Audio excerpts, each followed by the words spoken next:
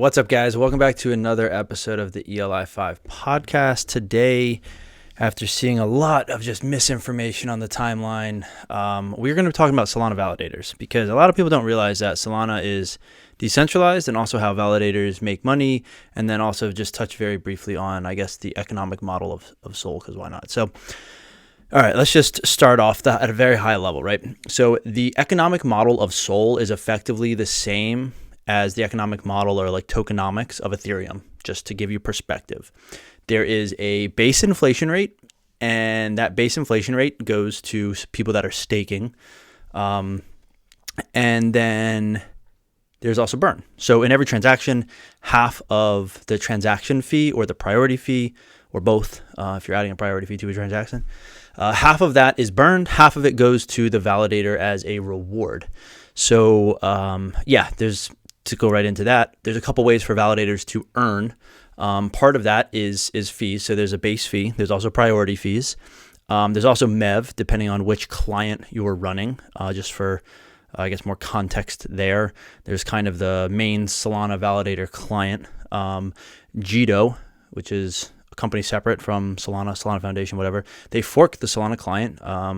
They added MEV. I think they have their own mempool and stuff, which they shut down recently. I'm not really going to get into that because I don't fully know the details, so I don't want to misspeak too much on those things.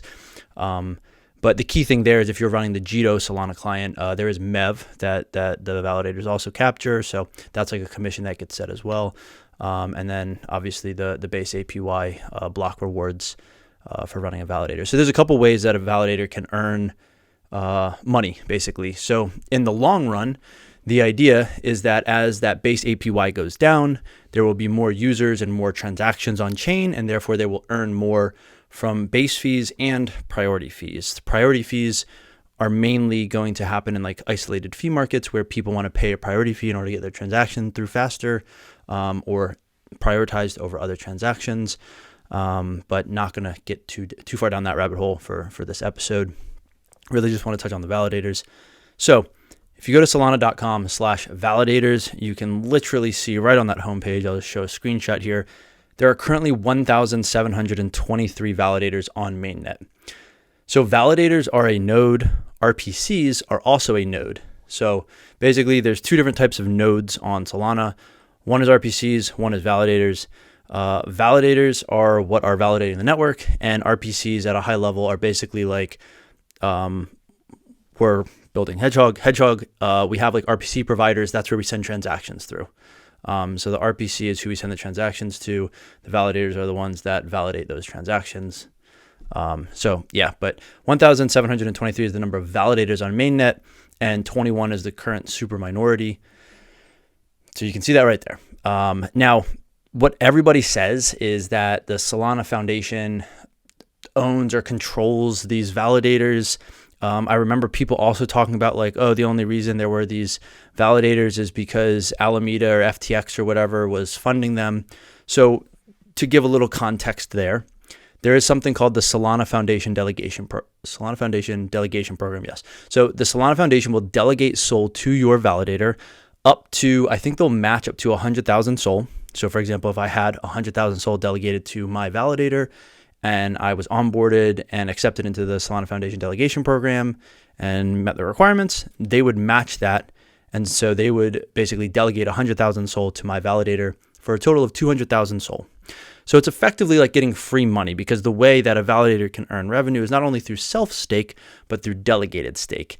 And with the delegated stake as a validator, you can set your own commission on what percentage of the base APY, the block rewards, the fees, all that stuff that you will take from SOL being delegated to your validator. Typically, validators set an APY anywhere from 0 to 10%. You can set it to whatever you want though. But I think there is a max for the Solana Foundation Delegation Program of like it's either 7% or 10%, somewhere in that ballpark. So if you're over that, you won't meet the requirements, and the Solana Foundation will just unstake from your validator and either delegate it somewhere else, or I don't know what they do.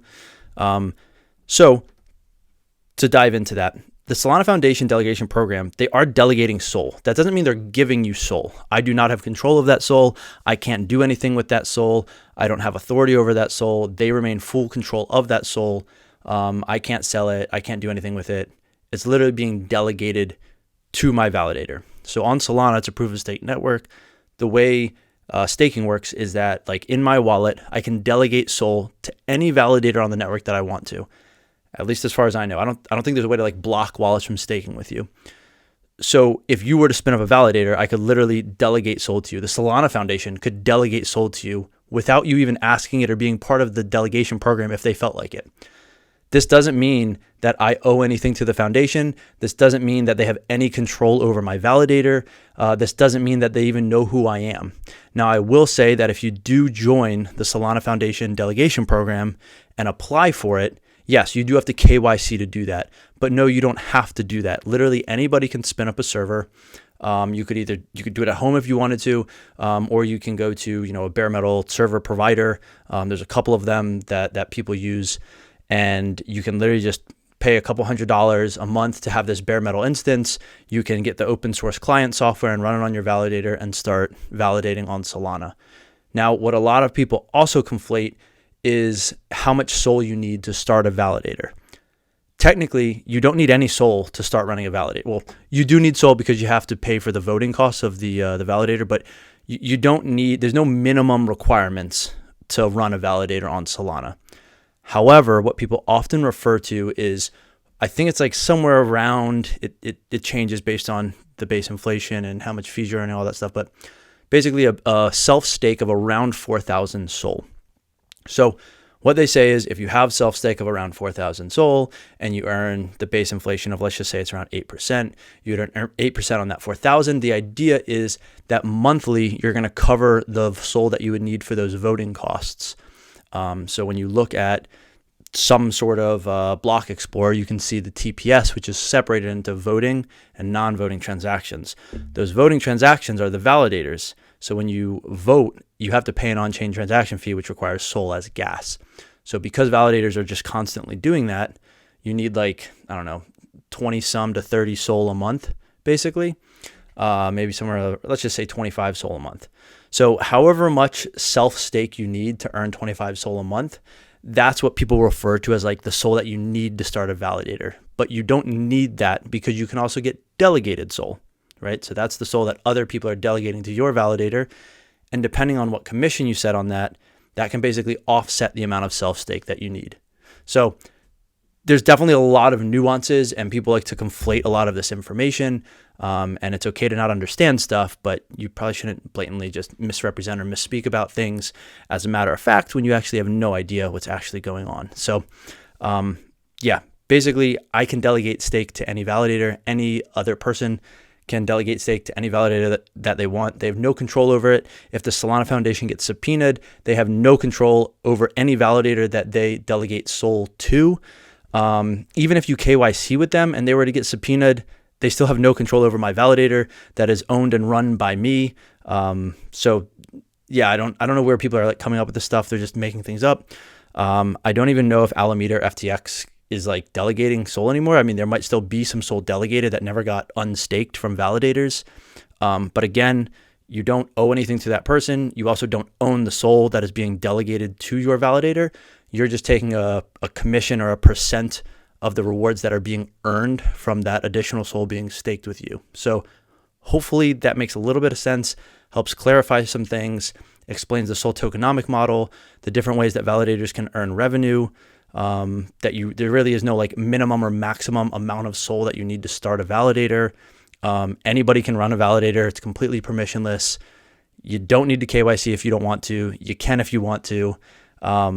It is decentralized, 1,723 current validators on mainnet. So I don't know where people come up with this crazy stuff, but people like to run a narrative and try to trash other chains for the sake of it and just don't understand or know what they're saying. Anyways, hope this was helpful. If it was, please like it, share it with people, share it with the bozos that have no idea what they're talking about, and I'll try to cut this down as little as possible for Twitter and post this longer video on YouTube and maybe eventually like some other podcast channels. But anyways, that's going to be it. Until next time, guys, thanks for watching.